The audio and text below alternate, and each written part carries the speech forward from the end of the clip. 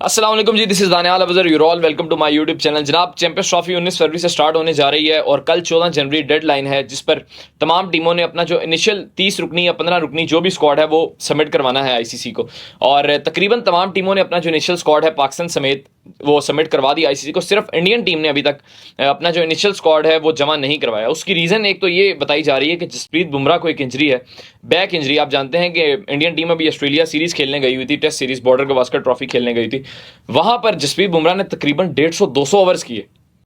इसके बारे में तो बाद में बात करेंगे ना कि उन पे कितना वर्कलोड था और जिसकी वजह से उनको ये बैक स्वेलिंग या बैक पेन जो है वो उनको फील हो रहा है। और अभी वो बेंगलुरु में मौजूद है, नेशनल क्रिकेट अकेडमी जो इंडिया की है, वहां पर उनका रीहैब चल रहा है। तो उनके वर्कलोड मैनेजमेंट पर तो बाद में बात करते हैं और रोहित शर्मा ने इस बारे में क्या कहा ये भी मैं आपको बताऊंगा। लेकिन फिलहाल जो सिडनी का टेस्ट हुआ था इंडिया और ऑस्ट्रेलिया के बीच में, 184 रन से इंडिया वो टेस्ट मैच हारा था। वहां पर जसप्रीत बुमराह को बैक पेन स्टार्ट हुआ था और ये अब प्रॉब्लम थोड़ा प्रोलॉन्ग कर गया है। और ये भी कहा जा रहा है कि शायद वो पार्टिसिपेट ना भी कर सकें चैंपियंस ट्रॉफी में।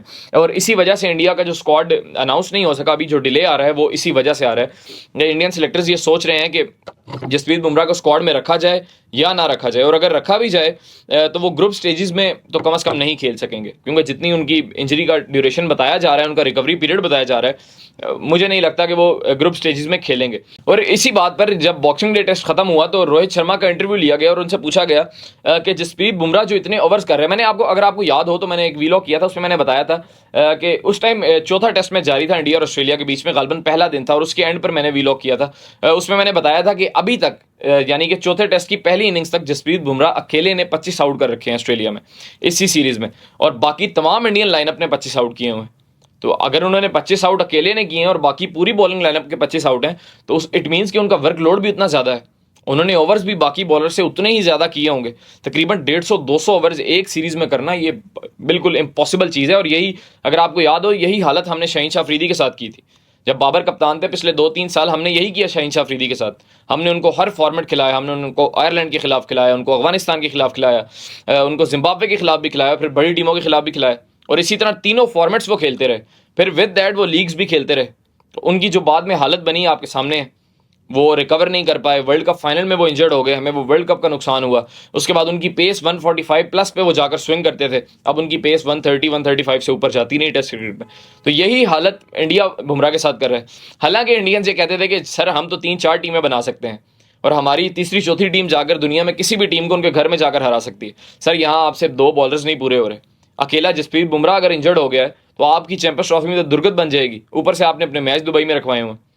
और दूसरा, अगर आपने ऑस्ट्रेलिया में थोड़ा बहुत सर्वाइव किया, वो भी जसप्रीत बुमराह की वजह से आपने किया, क्योंकि उसी अकेले ने 30-35 आउट किए हैं, तभी आप थोड़ा बहुत सर्वाइव कर सके हैं। आप थोड़ा, आपकी इज्जत बच गई है थोड़ी बहुत, वरना आपको तो क्लीन स्वीप होना था ऑस्ट्रेलिया में। और यही हालत अब आपकी चैंपियंस ट्रॉफी में होगी अगर जसप्रीत बुमराह ना खेला तो ये हालत उन्होंने की है जसप्रीत बुमराह के इंडियंस ने। बहरहाल बॉक्सिंग डे टेस्ट के बाद जो रोहित शर्मा से सवाल हुआ जसप्रीत बुमराह के वर्कलोड के बारे में, तो उन्होंने कहा कि हमें अंदाजा है कि जसप्रीत बुमराह के ऊपर बहुत ज़्यादा वर्कलोड है। लेकिन उनकी एक बात ठीक भी है रोहित शर्मा की, वो ये कि जब बॉलर इतने अच्छे रिदम में हो आप, और आपके पास बॉलर भी एक हो, हालांकि आप कहते हैं कि हम 3 टीमें बना लेंगे, लेकिन आपके पास बॉलर भी एक ही हो। चूंकि मोहम्मद शामी भी इस सीरीज में नहीं थे, अगर शामी हो तो बुमराह और अच्छा परफॉर्म करते हैं, क्योंकि शामी भी दूसरे एंड से अच्छा खासा जोर लगाते हैं। वो भी अच्छे खासे तेज बॉलर हैं और उनका बॉल भी सीम होता है। तो वो भी नहीं थे, अकेला जसप्रीत बुमराह था और उस पर सारा वर्कलोड था। तो रोहित शर्मा ने कहा कि हम हर टेस्ट मैच से पहले उन पर वर्कलोड देखते हैं, लेकिन असल बात यह है कि आपके पास दूसरा बॉलर जो नहीं है। सिराज ने पिछले 21 टेस्ट मैचेस में उनके 40 या 45 आउट हैं, यानी कि 2-2 इनिंग्स की मैं बात कर रहा हूँ। 40 इनिंग्स में उनके मेरे ख्याल 50 आउट होंगे सिराज के, जो आपका दूसरा मेन बॉलर है। तो आपके पास तो पीछे एक ही बॉलर रह गया। वो कहाँ गई आपकी 3-4 टीमें? और आपके पास तो 15-20 बॉलर्स होने चाहिए। आपके पास यहाँ एक बॉलर इंजर्ड हो गया तो आपको समझ नहीं आ रही, आपसे स्क्वाड ही अनाउंस नहीं हो रहा। कल डेडलाइन है, तमाम टीमों ने अपना स्क्वाड अनाउंस कर दिया, आपसे स्क्वाड अनाउंस नहीं हो रहा। तो बहरहाल ये सिचुएशन है जसप्रीत बुमराह की, इसकी वजह से इंडियंस का जो स्क्वाड नहीं अनाउंस हो रहा, जो इसमें डिले है वो इस वजह से है। बहरहाल इसके बारे में आपकी क्या राय है, कमेंट सेक्शन में जरूर लिखिएगा। बहुत शुक्रिया।